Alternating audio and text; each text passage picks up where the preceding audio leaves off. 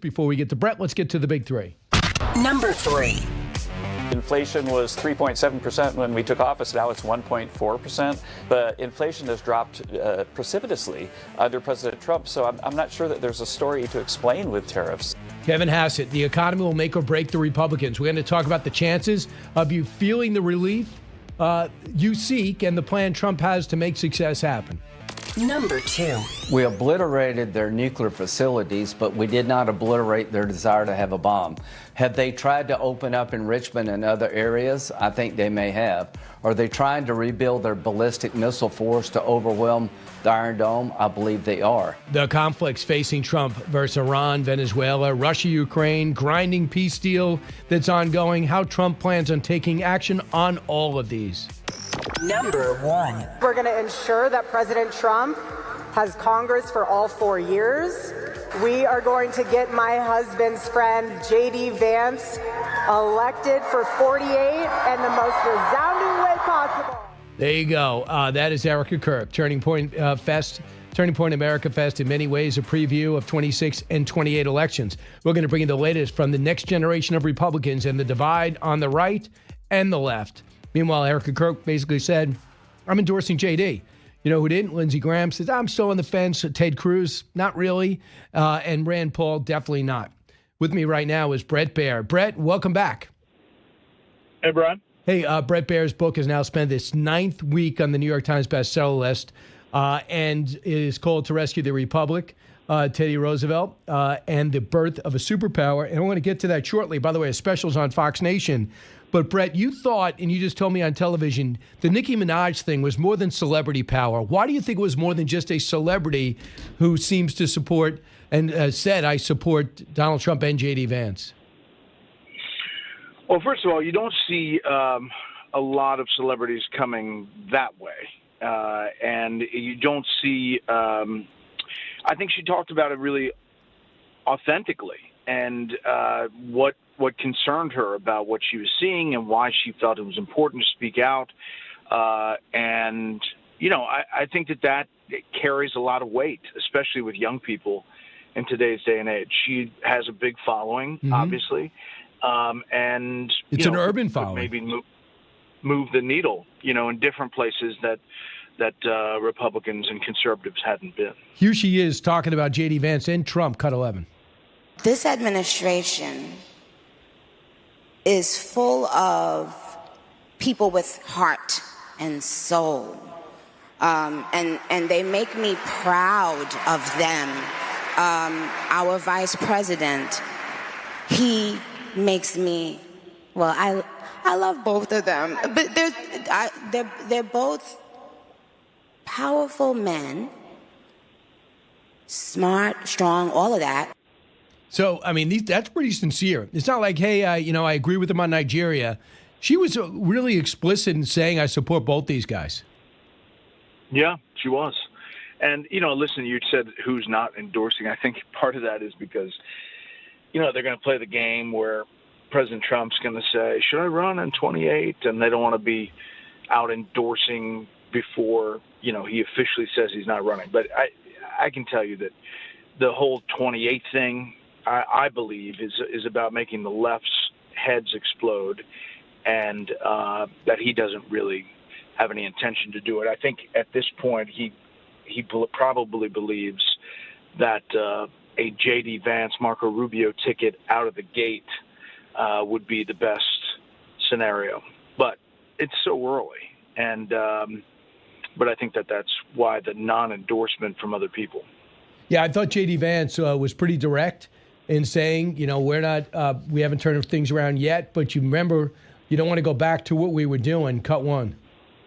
Now, the Democrats are already talking about 2028, and it looks like they're going to nominate a California liberal who's presided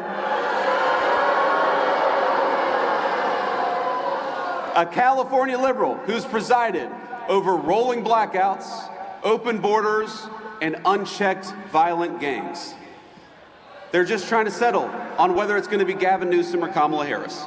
Yep, Gavin Newsom in the latest poll got 11% of the following. Kamala Harris 5%, AOC 4%. So he is the front runner for now. Your thoughts?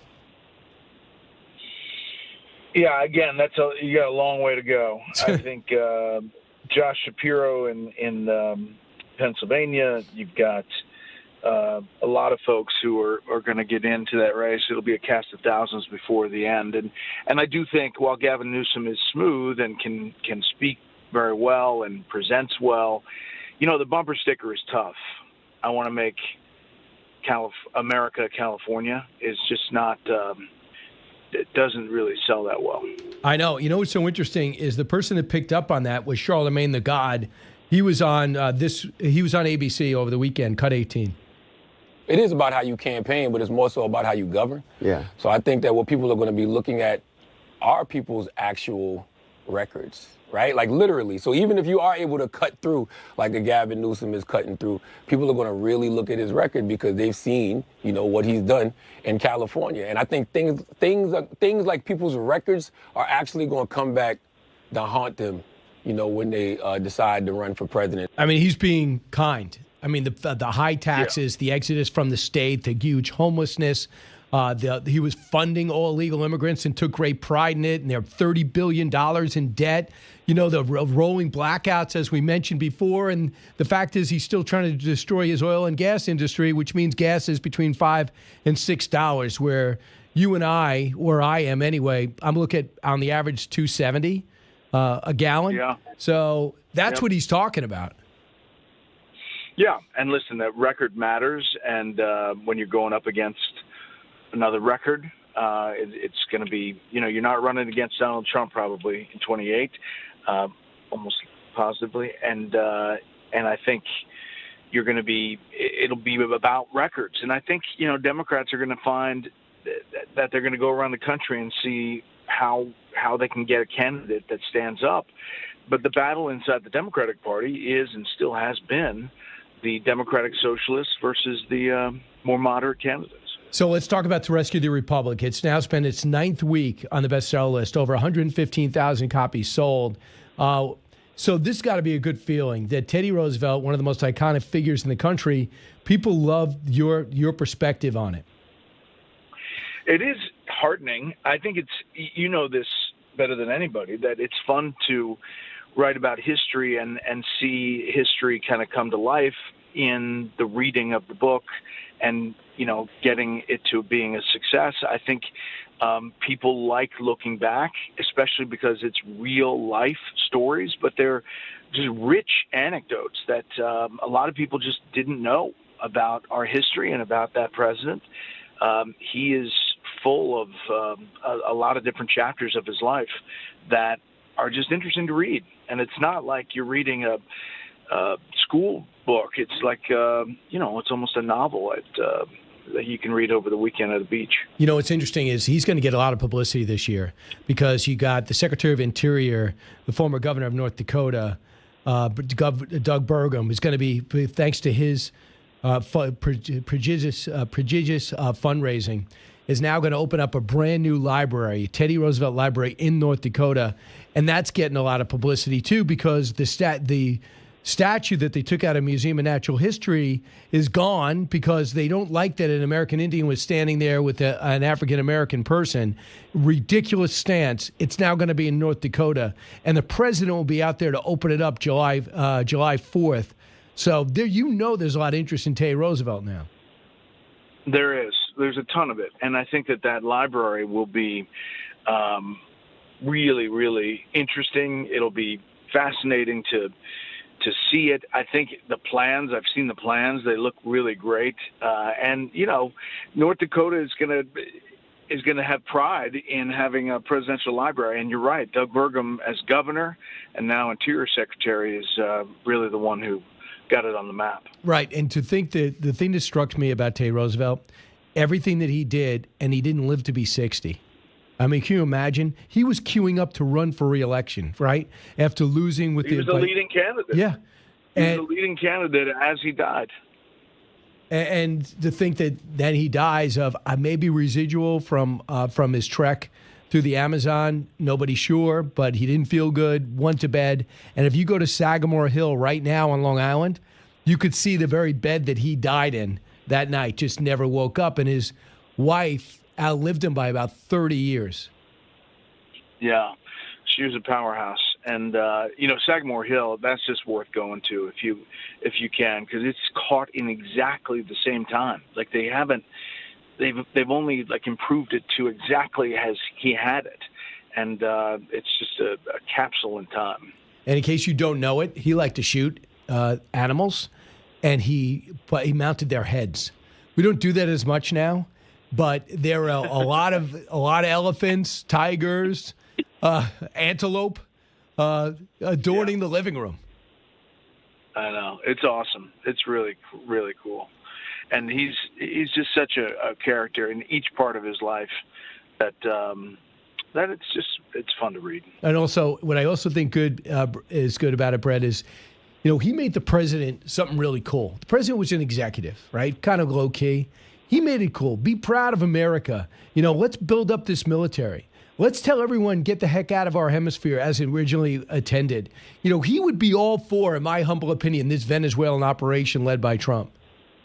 Big time, because he was about, the force showing the power of the U.S. military to have an effect, much like Reagan in Peace Through Strength.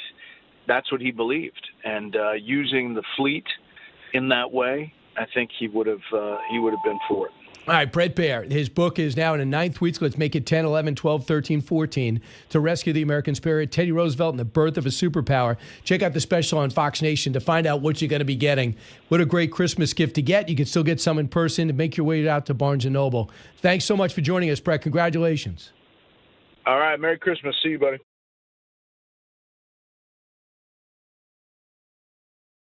What are the Democrats offering you in the meantime? I got to say, ladies and gentlemen, they are not sending their best. Omar Fateh was Ilhan Omar's candidate for mayor of Mogadishu. What? I mean Minneapolis. Little Freudian slip there.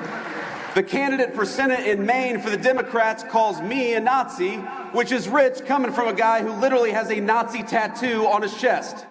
Right, the New Hampshire candidate. They're not kidding. And with J.D. Vance had some fun, Trump style, with some of his opponents. And he talked about Crockett, talked about this candidate up in New Hampshire.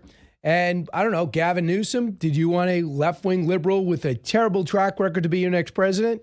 Well, that's who he thinks is going to emerge. Or it could be Kamala Harris. Griff Jenkins did a lot of the coverage live, would cut in and out of Turning Point USA's AmeriFest. And he's with us in studio now. Griff, what do you think of JD?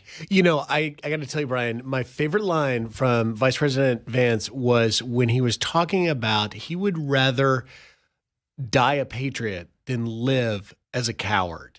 And he was talking about conviction. And I think that the fact that you've got more than 31,000 in attendance at AmFest out there, you've got 1 million plus young people that are galvanizing around the legacy of Charlie Kirk.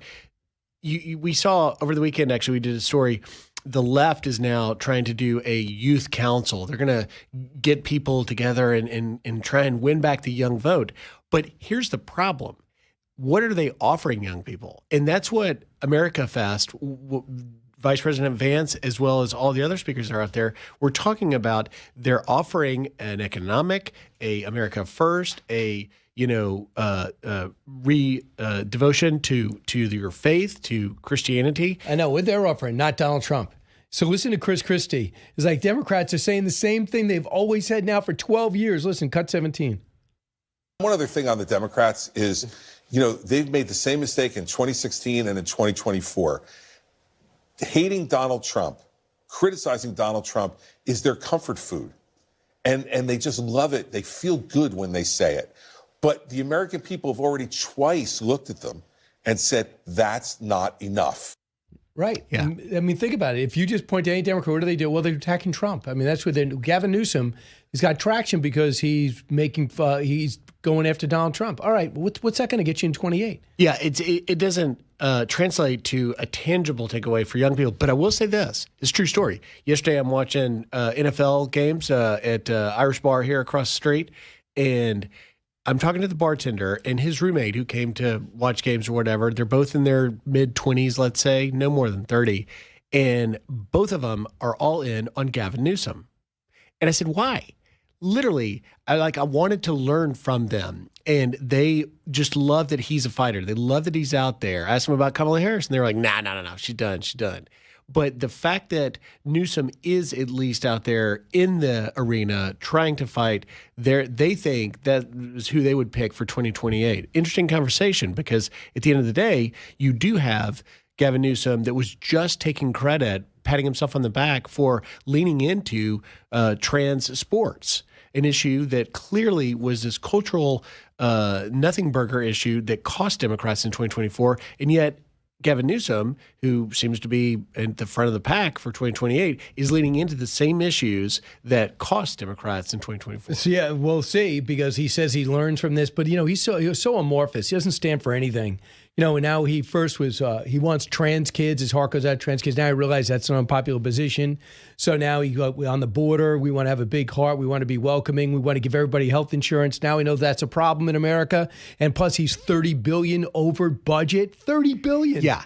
And now he pulled back that. And now he said, we put a lot of assets at the border. You did not put assets at the border. No. So what do you stand for? I always knew what Donald Trump stood for. You know what Crockett stands for. You know what AOC stands for.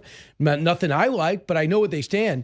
Newsom is just going to change. Remember, he's trying to be open to conservative thought, sits down with Bannon and Charlie Kirk. But where did he learn from that? To be more right-wing, to hate right-wing more?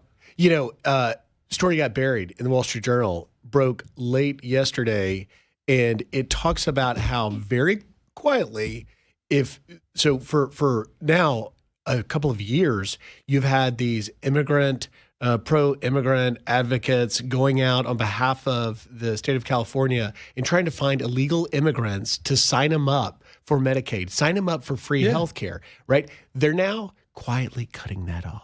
Because Newsom's like, oh, yeah, don't sign any more people up because we ran out of money. We have no money. And it's interesting to see that, the issue of free healthcare for illegal immigrants was a great, compassionate sort of position to take. And then now he's quietly trying to not let anybody know that he's stopping that because the state is running out of money.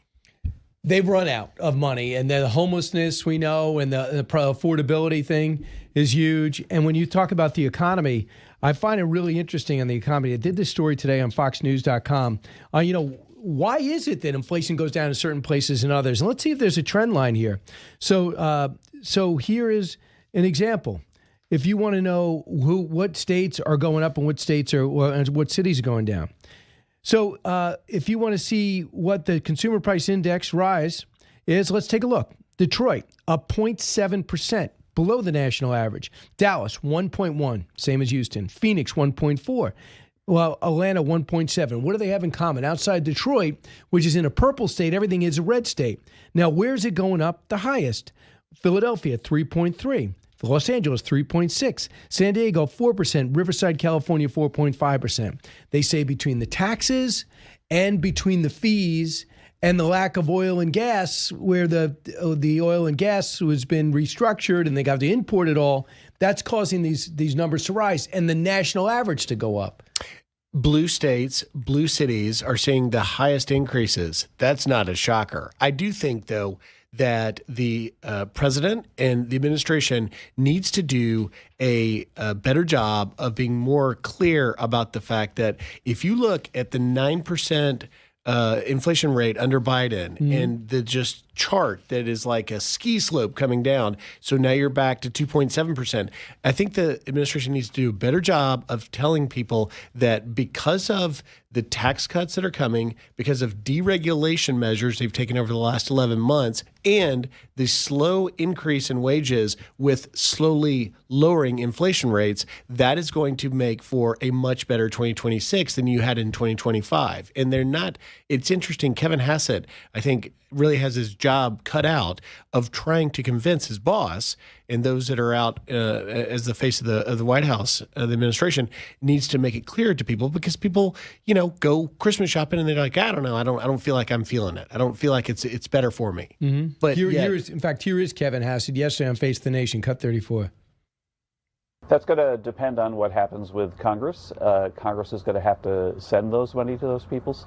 But the thing we can say is that since July, we've had a lot of positive news about the economy. We've had a couple of quarters of almost 4% growth.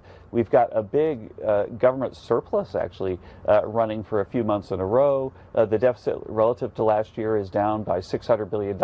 And so in the summer, I wasn't so sure that there was space for a check like that. But now I'm pretty sure that there is. And so I would expect that in the new year, the president will bring forth a proposal to Congress. And he's talking about maybe everyone getting $2,000 checks. Yeah. He said Congress is going to have to approve that.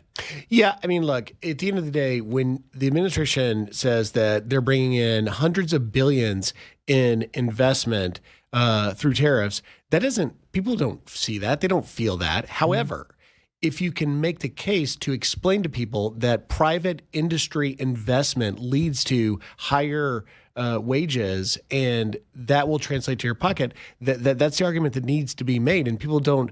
The administration's not doing a strong enough job of explaining why private investment is going to ultimately affect your wallet. Now, you can send people $2,000 checks, great, or those warrior dividend that apparently the president's going to do for military guys. That's great. But at the end of the day, I want to know, 6 months, a year, 2 years from now, how I'm going to be financially, not a one-time check. So here's the thing. I'm not sure that, I'm for aggressive immigration. There's a report today that they're going to be record numbers because the administration's going to amp up the intensity with the new money on getting illegals that are here. But to me, there's certain that's really, some of it is so aggressive against people that have not committed a crime. It's kind of going against them. Frank Luntz was on with me on One Nation last night. This is what he said about the Latino vote. Cut 20. Latino men, for the first time in modern times, voted for the Republican. They preferred Trump over Harris. And his ability to attract younger men, his ability to attract union members who had voted their entire life for the Democrats, that was the key to his success. That was the key to winning all those swing states. And frankly, that's absolutely essential in the off year, in this midterm, because in the end, if they participate and if they stay where they are, then Republicans will keep the majority. Do you think the Hispanic vote is in jeopardy? Well, look, I mean, there's no doubt that when you are arresting murderers, rapists, people that have violent criminal records that are here illegally, and you go out with a targeted enforcement with ICE and arrest those individuals, it is impossible to argue that that shouldn't happen. This is federal immigration law enforcement at its best. This is why ICE exists, specifically to remove people like the truck driver in Washington State that just caused yet another deadly crash. It seems like we have one of those every week. However, when you have these raids in Home Depot parking lots and you're not necessarily going after a specific criminal, then you start opening up the door to a debate over compassion. Should you be doing this? At the end of the day, the administration is taking a hard line and said, look, if you cross the border illegally and you are here, you broke the law and we're going to remove you. And we've seen 2.5 million people when Kristi Noem, DHS Secretary, was on. It's up to 2.5? It's I believe she said she was on with you guys. The 600,000 plus actually deported, and then the 1.5 million removals. But it's over 2 million. Kristi Noem was on with Lawrence this morning talking about it. But whether or not that is an issue that cuts against Republicans in the midterms, I guess we'll find out. But at the end of the day, federal law enforcement, I mean, you're seeing the plussing up of resources both at ICE and Border Patrol under the big, beautiful bill. And they've said they've needed that for years. So we'll see what they do with it. Do you surprise with all the illegal immigrants we don't have a better soccer team? Because doesn't most of the great players outside our borders, does this surprise you? Yeah, terribly surprising. I mean, come on, let's go. Let's go. Look, can we get anybody to come through that has some skills? Maradona, has he got any, nephews? But yeah. Some grandkids that they can play? It would be great if one guy snuck in and was like, look, I can score goals. Yeah. Because we have the World Cup coming up. It's right. It's going to be exciting.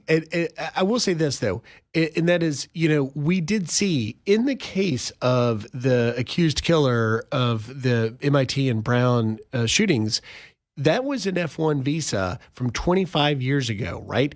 And they got it through the lottery process. It's a luck of a draw that he ended up here. And so you wonder, Noam talked about she cut that program off. No more lottery. No more lottery. But think about it. What were we thinking from a national security standpoint that we're just going to randomly let anyone in who draws the right number? What do you think we're thinking? I know that if this is an executive order, so the next president, if it's a Democrat, comes in, they'll reverse it right away. That's why birthright citizenship should not even be a partisan issue. It should be like, well, if you're born here, but if you come here just to be born, then you become a citizen. The Chinese are flooding this area with families. They're having kids. They become American and they become spies for China. Why is that a Democrat or Republican issue? That's not in the Constitution. That's not in the Bill of Rights. No. And you only need to look back 25 years when Democrats sang a different tune on the border. We've played so many clips of everybody, including Joe Biden, that was for, national security reasons. You don't open your border. Now, you're right. Likely, the next Democrat that's in the White House is going to reverse it. But at the same time, how we arrived at a place where just because you want to come here, you have the right to do it, like it's a God-given right to just come and have a better life here. And then you take it to the extreme with the guy, Neves Valente, that is the killer in the Brown and MIT thing. So we gave you literally a free lottery ticket. You wanted to come here, and you spent 25 years hating the country. And we don't know the motive, but it's clear that he had become, disgruntled against the country that gave him the greatest opportunity to live in the greatest country in the world. Hey, Griff, what else are you going to be doing today? We are going to do Big Money Show on FBN. Good stuff. That's coming up at noon. And then filling in for some Fox and Friends this week while people are really? off. Do you want to name Christmas. Names? Do you want to name names? It's going to be me, Santa Claus. We might have some reindeer. I don't know. We may talk football. We may talk soccer. You never know. Well, talk soccer, you better call me. That's right. Because I don't think you should be talking safely about soccer, Griff. I don't want you to lose credibility. All right, so Griff, thanks so much for coming in. Appreciate it. Thank you, brother. All right, watch Griff all over the channel and, of course, Fox and Friends Weekend. Back in a moment.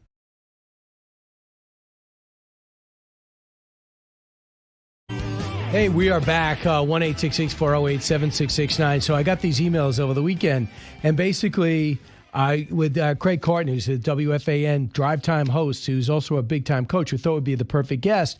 He does not think it's a big deal how much sports costs families. Cut 42. There's a cost involved with travel sports, for sure, and it's very hard for the average working family to send little Billy into the greatest travel baseball program, soccer program. There's no doubt about that. But the cost isn't the problem. We're the problem. Parents are the problem. Because when you and I grew up, our parents kicked us out of the house at 7 o'clock in the morning and said, be back in time for dinner. Yeah. Period, stop. And what did we do? We went to the local sandlot. I know that ages me. We went to the local field. We played pickup ball. We played sports.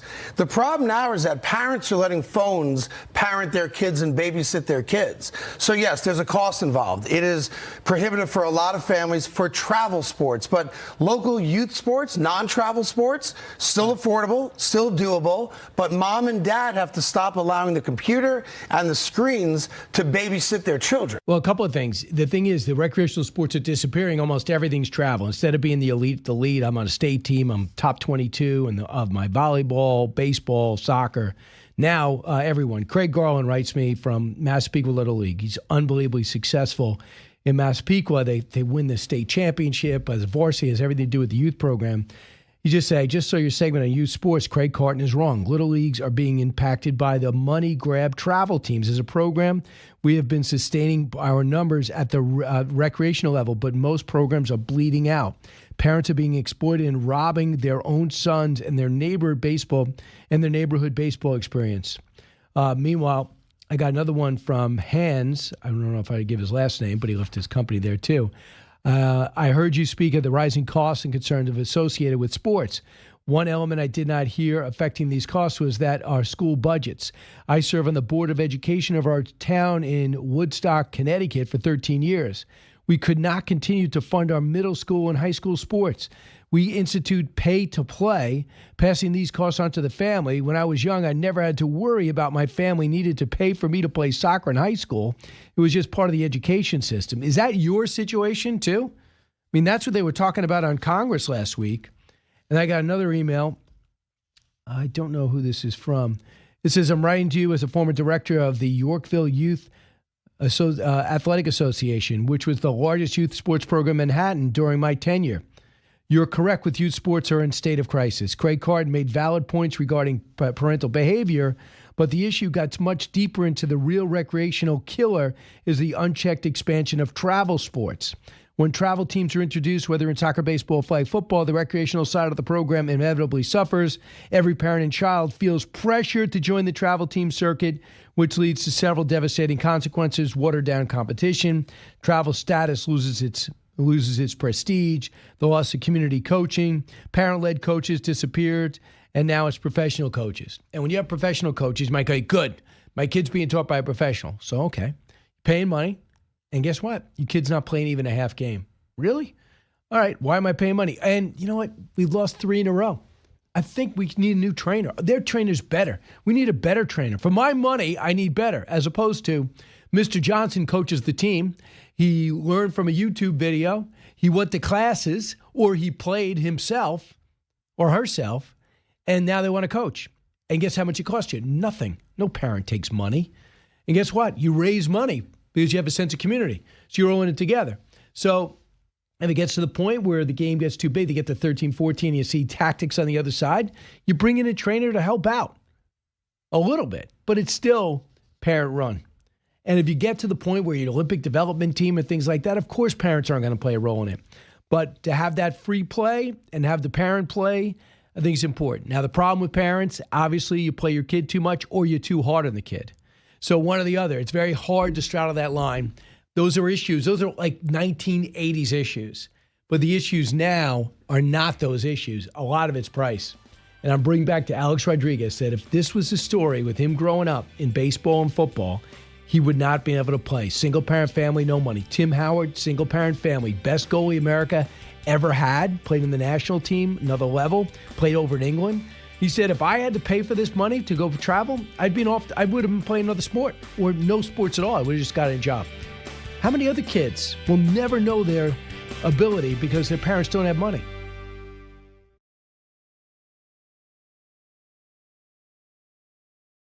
We continue to see polls that show that people actually give the Democrats a lower approval rating on the handling of the economy, a lower overall approval rating. What's going on? Because they have not yet come forward with an agenda about what upon which they want to govern. And they need to do that in this coming year. You got to raise the minimum wage. You got to expand healthcare. You got to take on corruption, ban congressional stock trading. You got to take on this issue of artificial intelligence, which increasingly is generating concern amongst Americans. You can't merely rest on Trump is unpopular and on the alternative. And that this year, I hope any Democrats listening, got to start coming forward with an agenda upon which to campaign. That'll do a hell of a lot for them. So that's an analysis from a guy that used to run Bernie Sanders' campaign, Faiz Shakir, who said, look, yeah, you want to if America's not affordable, tell me how you're going to make it affordable. It's not enough just to say, look at Donald Trump is not making it affordable yet. So he is 100% right. I could not answer the question, what would Democrats do if they had the power to make America more affordable, except raise taxes, I guess, and spend more. Mayor Glenn Jacobs joins us now, a.k.a. WWE Hall of Famer, professional wrestler Kane, who is the treasurer now as Senator Marsha Blackburn tries to become Governor Marsha Blackburn. Mr. Mayor, welcome back. Hey, thanks for having me. Merry Christmas Eve, I think today is. Yes, we're almost there. Yeah, double Eve. First off, what do you think about? That's the first time I heard anyone break down what Democrats will do. They have to describe how would you make America more affordable? Yeah, I think you hit the nail on the head. They don't have a solution. Their solution is actually what caused a lot of this to begin with. President Trump is exactly right. Yeah, the other night when he had his address to the nation, that he inherited a mess. I mean, high taxes, high inflation, high regulation, tons of government spending, all the things that actually hurt the economy. Those are their solutions. So, I think that in the end, their message is going to have to be Donald Trump is bad, and this is not our fault, when so much of it is their fault. And of course, they're not going to own up to that. And look, maybe it worked in 2020. Maybe so much better than Donald Trump, and the pandemic was his fault, which is crazy. But maybe that flew. I'm not sure. Well, if you look at 2020, I mean, I am convinced the reason Donald Trump in 2020 did not retain the presidency was because of the economy. And I think that this might sound a little crazy, but in some places, you did literally have positions of authority who were shutting down the economy. And okay, this is going to hurt Trump, and I'm not too horribly bad with that, if that makes makes sense. I hate to say that, but I think it's true. Well, yeah. I mean, a couple of things. Don't you think that's a lot of the reasons why a lot of these blue states aren't going out of their way to bring costs down? Because they know that it's Donald Trump's going to be that's Donald Trump's affordability rating. So they're not going to say who's the governor. They're going to say who's the president. Exactly. And that's always the case. And you blame the guy at the top when you look at housing affordability, and so much of housing actually has to do with local regulations, zoning, codes, and those sort of things. Obviously, nationwide, there is a supply and demand imbalance, but that's coming into check. But, look, if I want to drive up the price of housing, I'm just going to make it a lot more expensive to build housing in my area. That's something then they'll turn around and say, well, the high price of housing, and they'll blame it on the president when it's not his fault at all. So look, they did a story in today's on the Hill, and they said, look at the state of housing in this country because of environmental laws and strict zoning. Mm-hmm. If you look at the places that are more expensive, up 4.4%, Riverside, California, up 5.6%, San Diego, California over the last 12 months. Down minus 1.1% in Dallas, minus 0.1% in Houston. In Phoenix, shelter prices have declined by 0.1%. Is that a coincidence? I don't think so. There's obviously other dynamics. In Knox County, our housing's gone way up, and the reason is because of price pressure, because we have so many people moving in, getting out of the essentially, you can charge more, so you do. Well, yeah, but they're coming from these blue areas, and they're coming in, and they're just willing to pay more. We just have more competition for, a supply that hasn't grown as quickly as we'd have liked it to. But what we're trying to do is we're trying to address that through our zoning regulations and our codes so that we can make it easier and less expensive to build housing. You look at what happened with the fires out in California, those houses are never going to be rebuilt because it's going to take so long and be so expensive in places like Pacific Palisades to do that. So yes, the local elected officials have massive impact on things like housing prices. But again, they'll turn around and just say, oh, it's all Trump's fault. That's what they're saying. We'll see if that's going to resonate. So the Trump's got a bunch of programs ready to go in terms of tax breaks, no tax on tips. He wants to build incentive. He wants to get the rates down. Mm-hmm. That's certainly going to help. Do you have any idea what his announcement's going to be today with the Secretary of War and the Secretary of Navy in Mar-a-Lago? I have no idea what that's going to be. When I look at what Donald Trump's done as far as the economy, he's been able to cut regulations. We've seen more supply with gasoline. That's why I've seen a decrease in the price of gasoline. He's not killing all the chickens anymore, which is why egg prices. It sounds ludicrous, but that's what's happening. So they've done some really, really good work. We're still spending too much. At the same time, though, the federal bureaucracy has been cut. They've so many federal workers. The federal workforce is now much less than it was when he came into office. But we're still spending about $6 billion a day more than we take in. So that's a problem. But I do think things are moving in the right direction. All right, we'll have to see, I guess. But if you look right now in this country, you see a big divide, I guess, on the right. I guess you've noticed that. Yeah. That you watch what's happened at Charlie Kirk's situation with his organization, and you see Steve Bannon going at Ben Shapiro, and others disagree on whether Russia's an enemy or friend or Iran's an enemy or friend, or whether we should be in Syria. Does it worry you about the Republican Party? Obviously, you would like to see unity all across the board. At the same time, conservatives are not sheep, and they don't just follow what's ever put in front of them. Unfortunately, our friends on the left sometimes can be. You'll see them just close ranks, and this is what we all believe because we were told to believe this. Conservatives are not like that. So it's often feels like you're herding cats. But at the same time, we allow competition with ideas, and hopefully the best idea emerges. Obviously, we'd like to see everybody on the same page. That may not happen all the time. I think in some cases we just have to agree where we can and agree to disagree where we can't. All right, I want to go over to politics for a second. Chris Christie weighed in. Obviously, he's been a critic of the president, but he's right about Democrats. Cut 17. One other thing on the Democrats is, they've made the same mistake in 2016 and in 2024. Hating Donald Trump, criticizing Donald Trump is their comfort food. And they just love it. They feel good when they say it. But the American people have already twice looked at them and said, that's not enough. Is he right? Absolutely. Yeah. Absolutely. He's absolutely right. It's not just enough to say, I don't like that guy. And a lot of times they don't even talk about his policies. They're just talking about, I don't like that guy. Right. Meanwhile, you look at his policies, and his policies, for the most part, have proved to have been effective. Unless you can actually point to some things that have an impact on the quality of life for voters, you can't just say, I don't like the guy and expect that's going to win the election. So I'm sure you saw that Erika Kirk said J.D. Vance should be the nominee. Do you feel that, Glenn Jacobs? At this point, I don't know. That's a long way away, and there's going to be a lot of things. A lot of things happen in the interim. I think Vice President Vance has done a great job, but we'll see what happens over the next 3 years as we lead up to that election. On the left, it looks like Governor Newsom is number one. Number two is Kamala Harris. Number three is AOC. Why do you laugh? Woo! Yeah. You talk about the anti-dream team. There it is, ladies and gentlemen.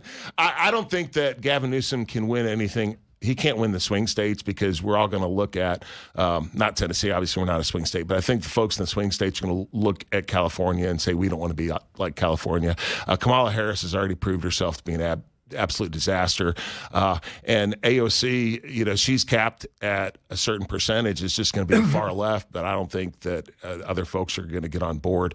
I think what you could see emerge is you could see much more, at least socially and economically moderate a candidate, and that would cause some issues. I think for Republicans, we really have to get our messaging correct as far as it pertains to the economy, especially.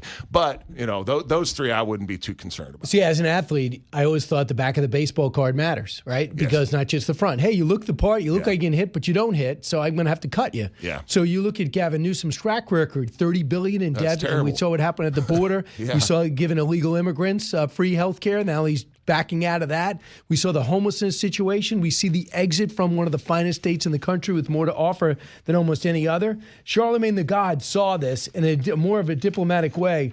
This is what he said when asked to handicap the field. Cut 18. It is about how you campaign, but it's more so about how you govern. Yeah. So I think that what people are going to be looking at are people's actual records, right? Like literally. So even if you are able to cut through like a Gavin Newsom is cutting through, people are going to really look at his record because they've seen, what he's done in California. And I think things like people's records are actually going to come back to haunt them, when they decide to run for president. Or help if you're good. Yeah, exactly. Right, Governor DeSantis, he has a lot to run on. Yeah, I mean, if you were to compare DeSantis and Newsom, they're not even in the same universe. So I think Charlemagne's exactly right. I think people will look at that record, and you can have all the fancy rhetoric you want, but in the end, you still have to defend your record. So do you think that there would be somebody center-left that would get the nomination? I don't know. I think that's their only real chance at this point. And I think that for the Democrats, I mean, I hope not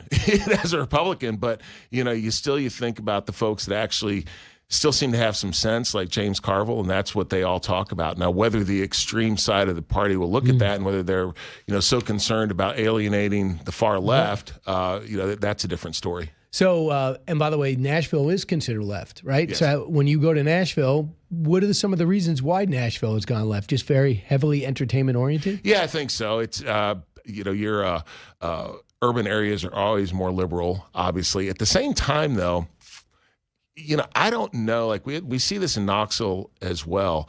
We have a Democrat administration in the city.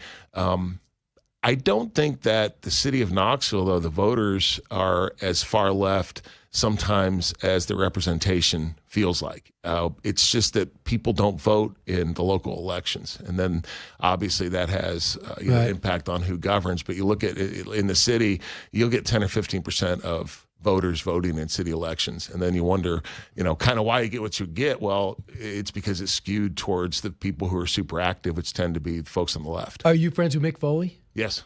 So I'm sure you heard about what he's done. Yeah. He said in this quote, "When I was concerned about WWD's close relationship with Donald Trump for several months, especially in the light of the administration's ongoing cruel and inhumane treatment of migrants and pretty much anyone who looks like an immigrant. Reading the president's incredibly cruel comments in the wake of Rob Reiner's death is the final straw for me. I no longer wish to represent a company that coddles a man so seemingly void of compassion as he marches our country towards our autocracy. Last night, I informed the WWE Talent Relations that I would no longer be any appearances for the company as long as he remains in office. What's your reaction? I think Mick is wrong about a lot of things politically. That's one of them. Did he always lean left? Yeah. At the same time, we just don't talk about politics when we see each other. And the beauty of America is people have their opinions and they can express those opinions. So I would defend his ability to express his opinion. At the same time, I think his opinions are wrong. And you're not surprised by it? No, not at all. Okay. What is the WWE's relationship with Trump? I didn't think there was. I don't understand what I don't even know day-to-day like right now is. Back in years ago, Trump helped promote some of the first WrestleManias. He was on a WrestleMania, but he's not involved. As far as I know, he's not involved in the company right now. And here's the other thing: if I'm WWE and I have a relationship with the president, that's a good thing, no matter who the president might be. Yeah, that's good for business. I mean, you saw at ESPN, what's his name, who hosts the midday show? Pete, right? No, not Stephen A. Smith. Who's the kicker? They post the midday show. Can't believe I'm blanking out on it. He had the Trump on. He got a huge blowback for having Trump on. He goes, "He's the president of the United States." It's ridiculous. Yeah, and the same thing if it's Joe Biden. Yeah, exactly. It's the prestige of having the president is kind of a big deal no matter who it is. So this silly blowback that you see is just ridiculous. And I think a lot of it's just virtue signaling for the Democrat base. So tell me about Glenn's tiny home village for veterans. Yeah, Operation Heroes Hill, we're creating a village of 20 tiny homes, as well as a community center for veterans who are having a tough time finding housing. The really unique thing about this is our high school kids are actually building the homes with industry mentorship. So we're addressing veterans homelessness as well as workforce and skilled trades. It's something I'm really proud of. We should be breaking ground on it here in a couple months, and hopefully we can cut the ribbon before I leave office in September. How bad is the homeless problem among veterans? In Knox County, across the country, probably about a quarter of the homeless population is veterans. In Knox County, that's a little less. We estimate that we have 140 homeless veterans. So, helping 20 of them get housing is a step in the right direction, but there's still too many. Right. And no one's ever served our country should have to worry about having a decent place to live. And where do you think the breakdown is? It's just as within the general population, housing prices do have an impact on marginal ability to buy a home or to get shelter, but then also things like behavioral health issues, substance abuse, especially a lot of these folks that might have PTSD and those sort of things. I think that's probably going to be more prevalent among your veterans population than population at large. And you're also here to be on Gutfeld tonight with Tyrus hosting. Yeah. Are you concerned he's going to be rough with you? He's always mean to me, man. He always has those flashbacks. It should be a good time. And I'm just thrilled at all the success that he's had. I have people come up to me all the time and tell me, "Hey, say hello to Tyrus for me. I love him." So I'm just really thrilled that he's been able to do all the things he's been able to do. Mayor Glenn Jacobs, always great to see you. Thanks. Congratulations on your success as well. Thank you.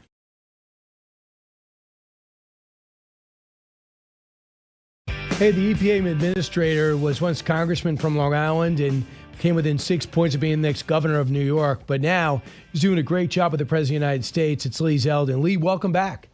It's always good to be with you, Brian. Hey, Lee, first off, somehow, I don't know if it's coincidence, but it seems like the green fever has broken.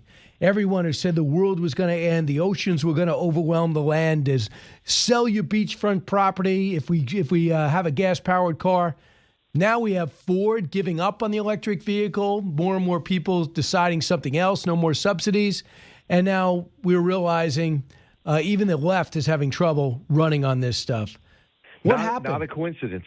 And during the campaign in November of 2024, Americans voted, and they want an agency like EPA. They want the government to be able to strike that balance of, yes, both protecting the environment and growing the economy. They want to be able to choose both. Affordability, the economy was top of mind for a lot of people. And that timing comes with the president coming in, states like California signing on to these electric vehicle mandates that don't work, that raise the cost of vehicles, that attack consumer choice. Other states were going along with it. And then President Trump comes into office. He puts together a team that gets it. And we've been focused all throughout this past year in being able to roll back really bad regulations that were amounting into the trillions when you add everything up, when it's all told, rolling back the electric vehicle mandates, promoting consumer choice, being able to help protect jobs, increase baseload power. The list goes on. And all of a sudden, the left woke up, and it was somewhere around the spring into the summer. And they said, wait a second, times have changed. We made a mistake. Now, they didn't have that epiphany in time for November of 2024. But now you're starting to see headlines over the course of the last few months where the left is saying that they lost the war, the cultural war on climate. For us, this isn't a culture war. This is about quite simply saying we want to protect the environment and grow the economy. We choose both. And lastly, I would say is that when you look overseas to places like Europe, where they have gone even further in tying their hands behind their back, we see what it is like if we continue down the road that the left wants us to go down. And Europe is struggling mightily because of it. So we not only have that reality check of the moment that we were in 2024 and 2025 and how to break out of it, but also we can see firsthand what the consequences look like, and it only gets worse. And when you look at those states, that's what's hurting your national average when it comes to gas and oil, because you look at, there's so many taxes in, for example, California, you still got $5 or $6 a gallon gas. But in New York, why is it $2.80? Or in other states, because they don't have that strict regulation and the tax on there to discourage you from getting a gas-powered car. Well, I mean, listen, New York and California have been leading the country in one of the worst categories to ever to find yourself at the top of the list, and that's out-migration. I mean, it's people leaving the state permanently and not looking back because they feel like if they'll head to one of these red states, their money will go further, they'll feel freer and feel safer. It's something that you and I have spoken about on air for years, and it's only continued. I mean, the energy policies that are coming out of a place like New York, as we have discussed, they don't allow the extraction of natural gas. They haven't been approving some key pipelines. One just finally got done, but there's so many projects that haven't been advanced. They won't allow gas hookups on new construction. They set these climate targets that they know they will not hit, but will cause extreme economic pain on people who can least afford it in trying to hit them. And then, of course, California, talking about bad governance on so many levels. Our agency, we did a job that we are exceptionally proud of responding to LA wildfires. We've been on top of assisting other agencies in moving water where the federal government can help. We led the way.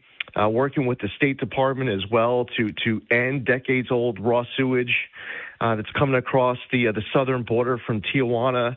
We'll continue to focus on helping our Americans, regardless of whether you're from a red state, blue state, or purple state. But as far as state and local governments goes, that is the reason why the costs are higher and the out-migration, unfortunately, leaves them leading the way and with the worst category to be leading the country. So where's nuclear fall in this? What's your focus there? Nuclear is good. There's groundbreaking that is taking place. I was just in Idaho Falls, Idaho, where we're breaking ground on a new nuclear project there run by Oklo. There's other nuclear, whether it's new projects or retrofits, that are going on in many parts of the country. And we're seeing in many different forms of baseload power a big difference between the Trump administration and the Biden administration that preceded us. We're not under some illusion that an intermittent source of energy is a substitute for baseload power. We need more of it. And nuclear I'll give you one perfect example. Governor Sarah Sanders in Arkansas and Entergy, which is the company that their ratepayers use in that area, partnering with Google on a data center project in West Memphis, Arkansas, that's billions of dollars. And because of Arkansas leaning into nuclear, they are able to, and plenty of other factors that came together, but we cannot minimize the significance of nuclear here. The Entergy ratepayer ends up seeing an over $1 billion benefit from the data center project. Wow. Where all this fear mongering is out there as if the projects, the investments, the new manufacturing, the new technologies, that it's all going to result in hurting us. There's a way to do this, and nuclear is at the heart of it in places like Arkansas. But Lee, how do you feel about this? If you build a data center without increasing the energy output in the state, won't the average person have an increase in their utility bills? You have to increase baseload power massively. There was a big need for it even before, and you could say regardless of data centers, there is a need for more baseload power in this country. Now, how you do it is important, and what you're going to do with water and water reuse, whether or not you're considering, you just raised nuclear, important point. There are a lot of these projects, they want to build these small modular reactors on their site, and the way that they want to do these projects, they want to build them where it's a net benefit for the community so that they're actually putting energy out onto the grid as opposed to being, net taking more from the ratepayer. I want you to hear what Al Gore said in November. How long are we going to stand by and keep turning the thermostat up so that these kinds of events get even worse? We need to adapt as well as mitigate. But we need to also be realistic. If we allow this insanity to continue, using the sky as an open sewer, some things will be very difficult to adapt to. Literally insane that we're allowing this to continue. Do you feel like you're insane for allowing this to continue? This is how he gets paid. This is how he's earned a living for a long time. This is how the former vice president wants to build his legacy. And what's happening around him is that a lot of the people who were in his camp of thinking are now acknowledging the reality that you and I were just discussing a few minutes ago. And here's the most important part of it. The people of this country are demanding these actions. Like we live in a country where we're supposed to be listening to the concerns of the people, whether they're going to vote or it's the day after an election, and applying some basic common sense to policy, and not saying that we know best. Here's our decision, live with it. But putting out our proposals for public comment, following a legal process, and then getting the input, and trying to just get it right, listening to the stakeholders, but most importantly, making sure the Americans have a voice, that has resulted in this moment where you're going to see a lot of deregulation while we also protect the environment. We're going to be very proud of it. The electric vehicle mandates are going to be gone, and no longer will there be green slush funds that are getting pushed out tens of billions of dollars through agencies like EPA to pay off left-wing former Biden and Obama officials and Democratic donors. No more self-dealing and conflicts of interest. No more unqualified recipients. No more reduced agency oversight. So that's one of the biggest threats, is the way that the money is getting cut off, but also the power that comes from it. When you sell people a particular point, you freak them out. You scare them into thinking the world is about to end in 12 years unless we ...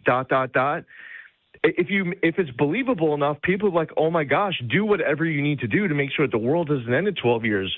But when you get 6 more years down the road, a lot of Americans realize, oh, wait a second, the world isn't about to end. So you were scaring the heck out of me to put really bad policy and put control over my life and be willing to bankrupt entire segments of the economy. Well, maybe that wasn't the right answer. Maybe there's a better way. So Al Gore, who put out that movie, made $1 zillion. He got an Oscar for it, for best documentary. None of it came true. The world's supposed to end by now. What do you say to people who noticed over the weekend they wrote about how the the ice is melting in the Arctic at a quicker pace? Does that worry you? Well, the climate, it has always been changing. Like you could go back, study it, look at the last, 10,000 years, look at the last million years, and there's always been these changes that have taken place. And you'll always have some kind of a data point that is going to come out from somewhere that you can use to justify, trying to score the next $30 billion in, climate justice grants. You'll always find a data point from somewhere that can help explain your reasoning as to why we should do a Green New Deal that, forget about raising taxes on the wealthy, you could confiscate the entirety of all the wealth, all the assets of the wealthiest Americans and still not have enough to pay for it. Those data points are going to be there. Now, what we should do is rely on sound science. Let's also be honest about what science is. And when bad assumptions can turn into facts as years pass, that's good.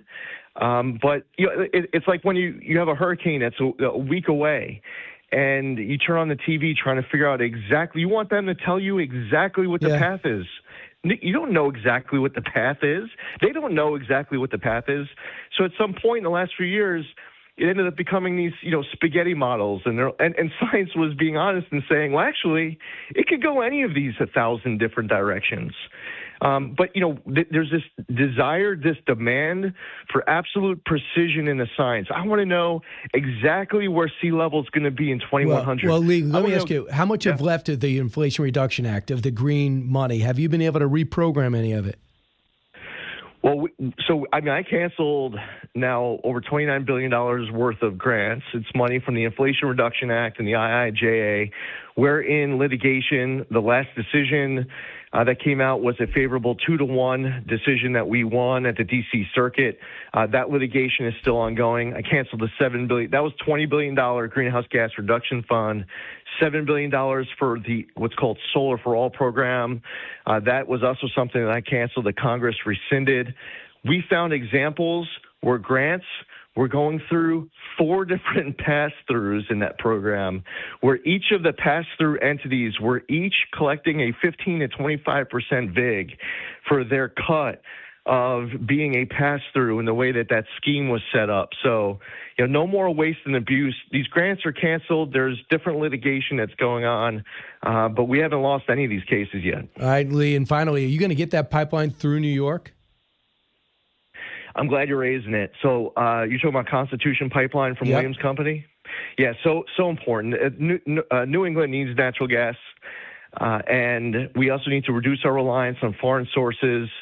It is a project that makes so much sense to deliver natural gas from Pennsylvania into New England.